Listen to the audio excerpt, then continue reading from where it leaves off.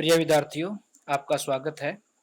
आज हम गणित का अध्याय 1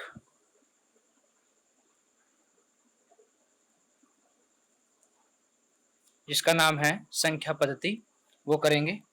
संख्या पद्धति नाम से ही जाहिर है संख्याओं के बारे में हम यहाँ पर बात करेंगे।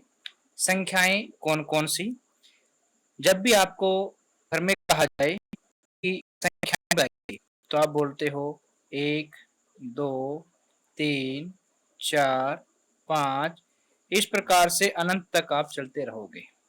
जो इस प्रकार की प्राकृतिक रूप से बोली गई संख्याएं हैं, इन्हें हम कहते हैं प्राकृतिक संख्याएं।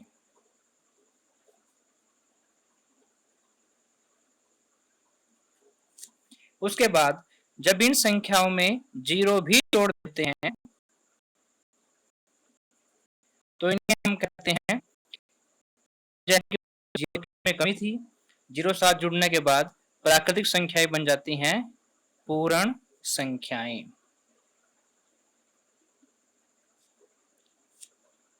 तो इन संख्याओं का नाम हो जाएगा पूर्ण संख्या। प्राकृतिक संख्याओं को हम n से दर्शाते हैं और पूर्ण संख्याओं को हम w से दर्शाते हैं, बड़ा W। तो आपके पास क्या होगा, w के अंदर जीरो भी है और बाकी सारी ये प्राकृतिक संख्याएं भी हैं। तो जीरो जमा w, w के अंदर जीरो जमा सभी प्राकृतिक संख्याएं हो गई। यानी यहां से एक बात आपको पता चली, जो w पूर्ण संख्या है वो जीरो के साथ प्राकृतिक संख्याएं जोड़ने से प्राप्त होता है। फिर हमारे पास आता है पूर्णांक। सभी अंक पूर्ण है जो अंक, पूर्ण क्लियर है, पूर्ण है जो अंक। अभी प्राकृतिक संख्या आपके पास 1, 2, 3 से लेकर के अनंत तक है। जब ये प्लस की धनात्मक प्राकृतिक संख्याएं हैं तो ऋणात्मक प्राकृतिक संख्याएं भी अवश्य होंगी, यानी -1, -2,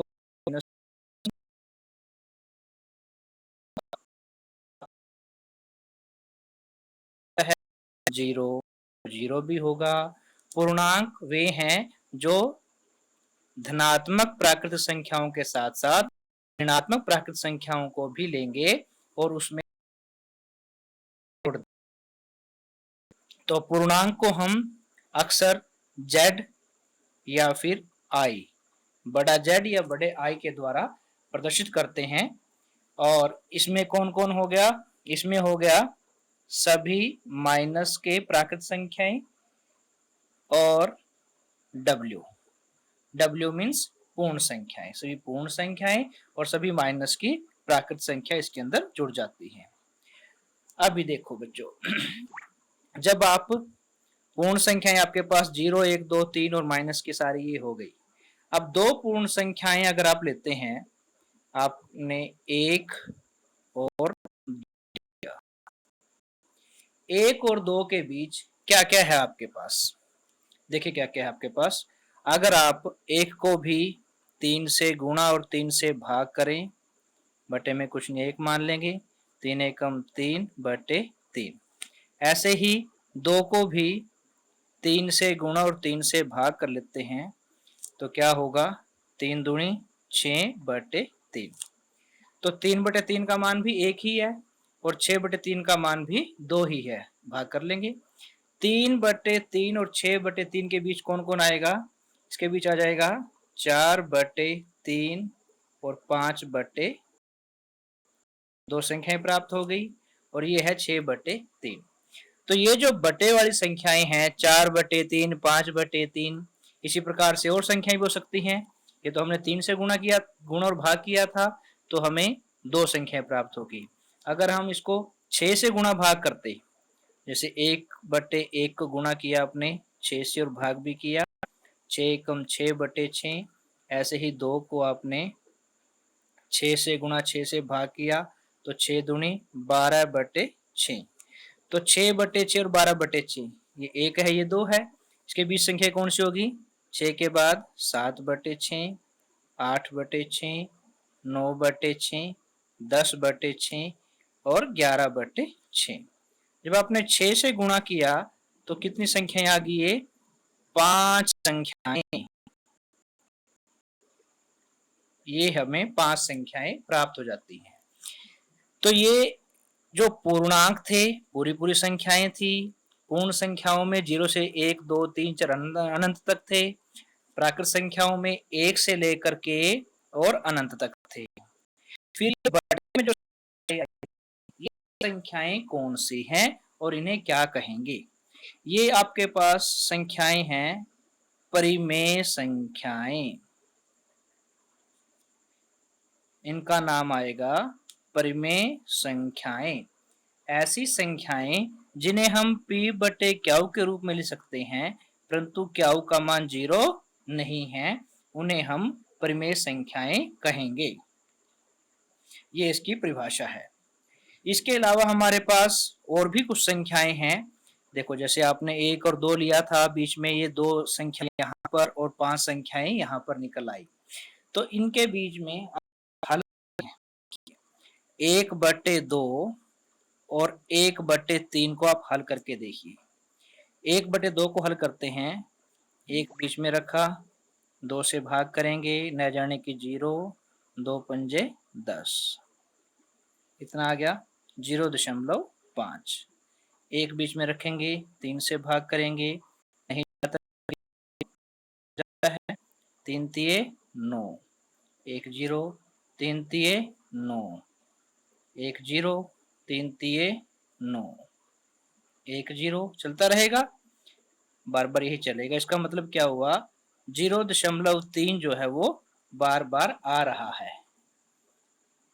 इसी क्रम में अगर आप 1/4 भी लें, 1 को बीच में रखेंगे, 4 से भाग करते हैं, न जाने की 0, 4 दूनी 8, 2 0 और 4 पंजे 20, पूरा पूरा कट गया। यहाँ आपके पास आया 1/3 से 0.3 के ऊपर बार, और यह आया 0.25। अगर आप इस चीज को देखेंगे, 0.25 और 0.5, दो ये दशमलव वाली संख्या आई हैं एक बटे वाली संख्या से, यानी p बटे क्यू के रूप में जो प्राप्त हुई है।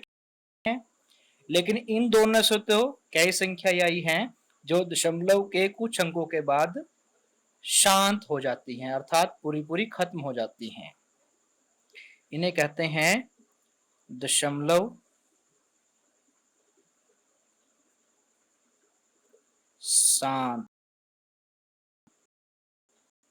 संख्याएं, जो दशमलव के कुछ अंकों के बाद जाकर के पूरी पूरी कट गई, यानी शांत हो गई, शांत संख्याएं कहलाएंगी। लेकिन अब 0.1/3 जो आपने किया था, जिससे क्या है आपके पास 0.33333, यानी 0.3 के ऊपर बार, ऐसी संख्याएं भी हैं। अर्थात जो दशमलव वाली संख्याएं हैं उनको हम 2 भागों में बांट सकते हैं। एक होती हैं शांत और एक होती हैं अशांत। शांत और अशांत। अभी शांत संख्याएं 1/2, 1/4 ये आ गई। अब अशांत में कौन सी आ गई, 1/3। इसी प्रकार से 1/7 भी आएगा, 1/11 भी आएगा, 1/13 भी आएगा, 1/17 भी आएगा। तो ये सारी क्या आएंगी, अशांत संख्याएं आएंगी। अब अशांत तो ये आ गई, लेकिन ऐसे ही 1/7 में और ऐसे ही 1/3 में जब आप देखोगे एक ही संख्या बार बार रिपीट होती है, 3 बार रिपीट हुई है, ऐसे 1/7 में भी बार बार एक कुछ ही संख्याएं बार बार रिपीट होंगी। जैसे 1 को बीच में रखा, 7 से भाग किया, अब हम निकालते हैं 1/7 को, 7 एकम 7, 3 0, 7 चौके 28, 2 0, 7 दूनी 14, 6 0, 7 8 4 0, 7 पंजे 35, 5 जीरो, 7 सत्ते 49। फिर एक आ गया, शुरू में एक शुरू किया था 1/7 से किया था, वापिस एक आ गया, यानी आगे फिर दोबारा क्या आएगा, 1 4 2 8 5 7 है ना, दोबारा फिर 1 4 2 8 5 7 आएगा, आगे फिर 1 4 2 8 5 7 आएगा, ये क्रम चलता रहेगा। इसे बोल लेंगे हम 0.142857 का बार, यानी बार बार ये संख्या आएगी। यानी अशांत संख्या के भी एक तो रूप हो गया बार बार आना। इन दशमलव संख्याओं से कौन सी आई थी, शांत और अशांत। अब अशांत से क्या निकल गई, एक तो संख्या आएंगी बार बार आने वाली संख्या को क्या कहेंगे, पुनरावृत्त। जो बार बार आएंगी पुनरावृत्त। परंतु अगर आप वर्गमूल 2, वर्गमूल 3, वर्गमूल 5, वर्गमूल 7, वर्गमूल 11, वर्गमूल 13, पाई, ई, लॉग, एक्स, इनको चेक करते हैं, इनको हल करते हैं, तो आप महसूस करोगे कि ये संख्याएं बार बार पुनरावृत्त नहीं होंगी। 2 का वर्गमूल आप निकालते हैं, 1 एकम 1, 2 में से गया 1, जोड़ते हैं 1 जमा 1 2। अब वर्गमूल में क्या होता है, एक पूरा कैरी लगाएंगे, वहां न जाने कि जीरो में केवल एक जीरो मिलती थी, यहाँ पर एक जोड़ा मिलेगा, तो यहाँ पर मिलेगा एक जोड़ा। तो अभी 2 को किससे गुणा करें, यहाँ गुणा करने का तरीका भी थोड़ा अलग है। 1 से करेंगे तो 1 से नीचे करना पड़ेगा, 2 से करेंगे 2 से नीचे करना पड़ेगा, 3 से करेंगे नीचे 3 से करना पड़ेगा। चलिए अगर आप इसको 4 से गुणा करते हैं तो 4 से यहाँ करना पड़ेगा और 4 लग जाएगा आपका ऊपर। चौक चौक 16, 1 हासिल, 4 दूनी 8 और 1 9, घटाएंगे 10 में से 6 गया 4, 9 में से 9 गया 0, फिर एक जोड़ा ऊपर मिलेगा, पूरा जोड़ा आ गया। अब यहाँ पर जोड़ते हैं हम, जैसे 1 जमा 1 2 किया था, 4 जमा 4 8 और 2। अब अगर आप 2 से करेंगे तो 2 दूनी 4, 28 दूनी 56, इससे बड़ा हो जाएगा, 5 6 आ जाएगा, इसलिए 1 से ही गुणा करते हैं और इसी 1 को ऊपर लिख देंगे, ये आ जाएगा 281। 10 में से 1 गया 9 और 9 में से 8 गया 1, 3 में से 2 गया 1, फिर एक जोड़ा मिल जाएगा इसको ऊपर से, एक जोड़ा ये मिल गया, 1 जमा 1 2 8 2, फिर ये 4 से गुणा होगा, 4 हम ऊपर लिखेंगे, चौक चौक 16 हासिल 1, 4 दूनी 8 और 1 9, 4 अट्ठे 32, 3, 4 दूनी 8 और 3 11, 10 में से 6 गया 4, 9 में से 9 गया 0, 8 में से 2 गया 6, फिर ऊपर से एक जोड़ा मिल जाएगा, 4 और 4 8 2 8 2। अब किससे जाएगा ये, अब जाएगा ये 2 से क्या करते हैं, 2 दूनी 4, 2 अट्ठे 16, 1 2 दूनी 4 और 1 5, 28 दूनी 15। तो आप क्या देखते हो, पहले आया 1 पॉइंट, फिर 4 1, फिर 4 2 अलग आ रहे हैं, इसका मतलब पुनरावृत्त नहीं है। तो यहाँ पर 2 बातें आ गई, एक पुनरावृत्त आने वाली और दूसरी होती है अनवसानी, यानी जो बार बार नहीं आएगी। पुनरावृत्त, दशमलव, अशांत, पुनरावृत्त, ऐसे कई बार अवसानी भी बोल देते हैं। और दशमलव, अशांत, अनवसानी। अनवसानी वो होंगी जिसमें दशमलव के बाद संख्याएं बार बार नहीं आएंगी। तो ये जो कैटेगरी है बाद वाली, अशांत, अनवसानी, दशमलव से अशांत, अशांत से अनवसानी, उन्हें हम कहेंगे अपरिमेय संख्याएं।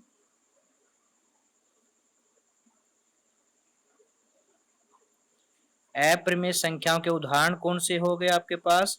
वर्गमूल 2, वर्गमूल 3, वर्गमूल 5, वर्गमूल 7, वर्गमूल 13, पाई, ई, log ऑफ x, ये सारी हैं आपके पास अपरिमेय संख्याएं। अभी तक आपने समझा है किन किन बातों को? आपने समझा है प्राकृतिक संख्याएं क्या होती हैं, पूर्ण संख्याएं क्या होती हैं जो 0 से लेकर अनंत तक होती हैं, पूर्णांक क्या होते हैं जिसमें सारी प्राकृतिक संख्याएं 1 से लेकर अनंत तक, सारी माइनस की प्राकृतिक संख्याएं -1 से -अनंत तक, और 0 भी होता है। फिर परिमेय संख्याएं जो भी इन 1, 2, 0, 1, 1, 0, -1 इन सब के बीच में पाई जाएंगी, ऐसी संख्याएं जो p/q के रूप में पाई जाती हैं, परंतु q का मान 0 नहीं होता। परिमेय संख्याएं। परंतु इसके अलावा कुछ अन्य संख्याएं भी हैं। देखो, जैसे आपने 1 और 2 के बीच में बात की थी, 1 और 2 के बीच भी अनेक संख्याएं हैं। अभी 1.4142 कहाँ से आया है? इसके बीच में ही तो है। यहाँ आएगा कोई 0.5, यहाँ आएगा आपके पास 1.5 आएगा, लेकिन इसके बीच में ही तो ये संख्या जो 1.4142, यहाँ कोई 1.4 होगा।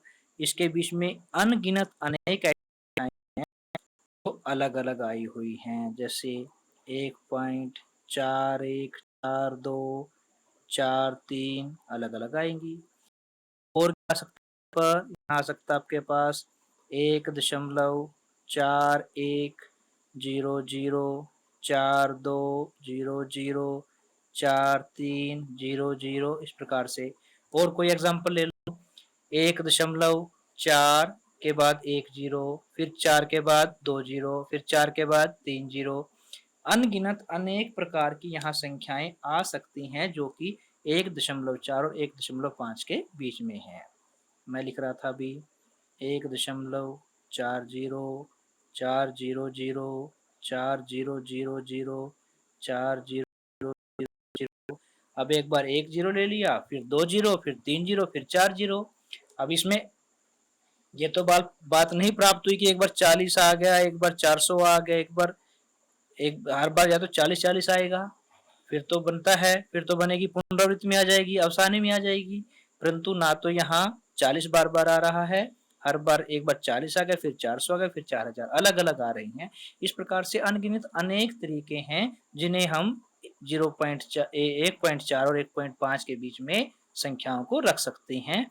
उन सभी संख्याओं को अपरिमेय संख्या कहेंगे क्योंकि वे अशांत और अनवसानी है। तो ये तो था इस चैप्टर के बारे में आपका विषय, इसको आपने समझा कि क्या होता है, इस चैप्टर में क्या क्या आना है। अभी हम प्रश्नावली करते हैं। सबसे पहले 1.1, पहला क्वेश्चन क्या कहता है इसका?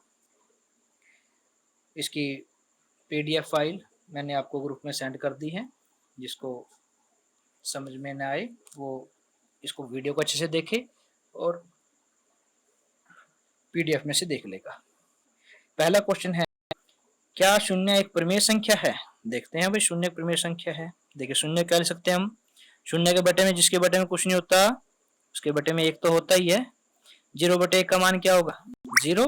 अगर 0/2 उसका मान भी 0, 0/3 उसका मान भी 0।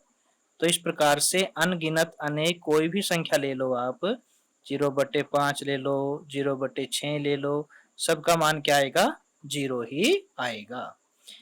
तो क्या हम इसे p/q के रूप में लिख सकते हैं? जी हाँ, इसे हम p/q के रूप में लिख सकते हैं, परंतु q का मान 0 नहीं होना चाहिए। 0/0 हो जाएगा तो वो अपरिभाषित बन जाएगा, इसलिए जीरो के बटे में 1 2 3 4 या माइनस का 1 माइनस का 2 माइनस का 3 माइनस का 5 रख सकते हैं, केवल जीरो नहीं रख सकते। उत्तर आएगा इसका हाँ, 0 एक परिमेय संख्या है। 0 परिमेय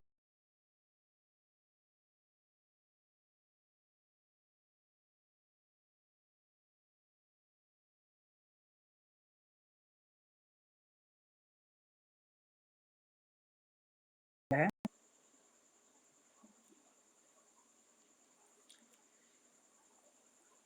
3 और 4 के बीच 6 परिमेय संख्या।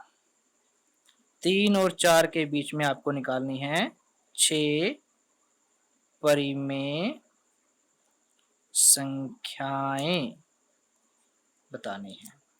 अब देखो बच्चों, जब को 6 संख्या निकालनी है तो 7 से गुणा भाग करेंगे। 3 को 7 से गुणा 7 से भाग किया, ऐसे ही 4 को भी 7 से गुणा और 7 से भाग करेंगे। क्या बनता है?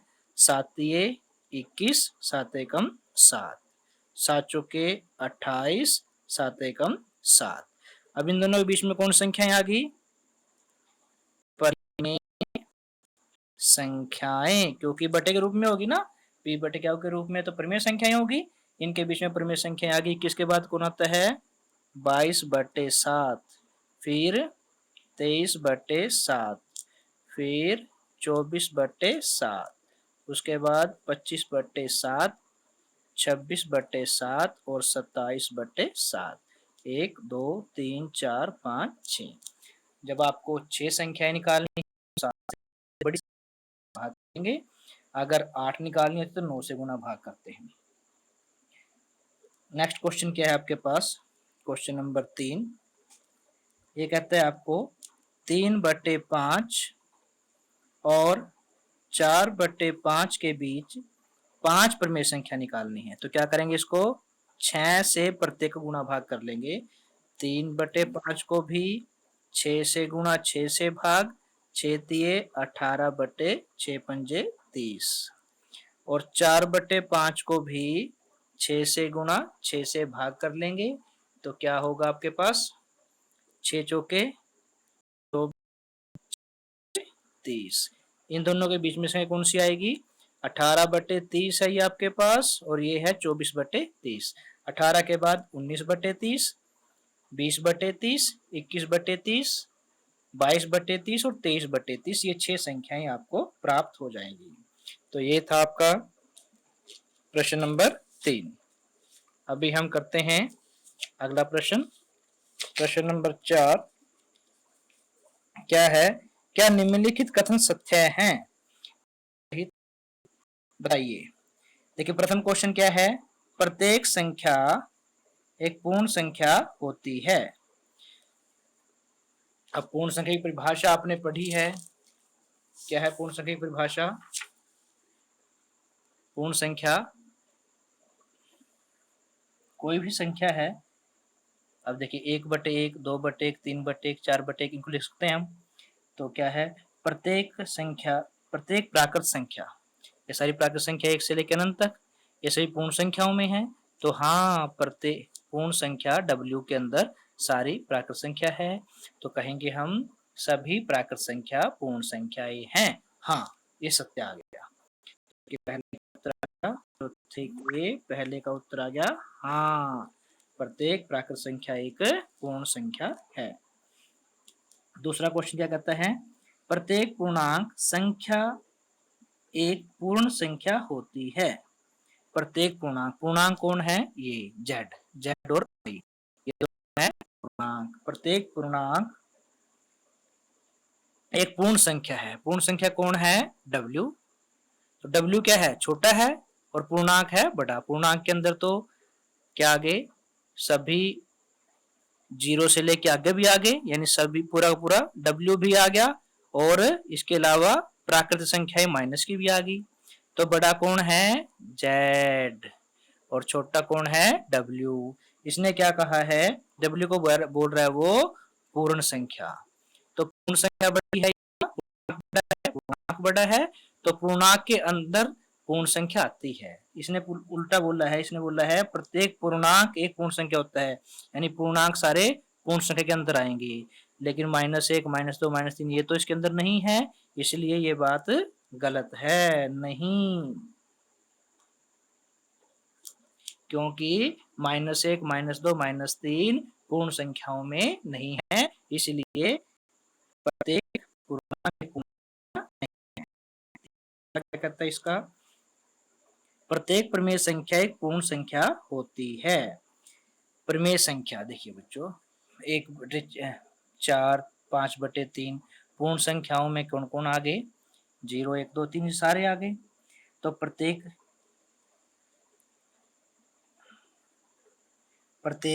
पूर्ण संख्या, अब पूर्ण संख्याओं में 0, 1, 2, 3, 4 ये हैं, लेकिन 4/3, 5/3 जैसे हमने किया था, ये तो इसके अंदर नहीं है, इसलिए प्रत्येक प्रमेय पूर्ण संख्या नहीं होती। ये हमारा हो गई प्रश्नावली 1.1 और इसके 9वें चैप्टर की प्रथम अध्याय जो है संख्या पद्धति के विचार, इसके सारा सारांश।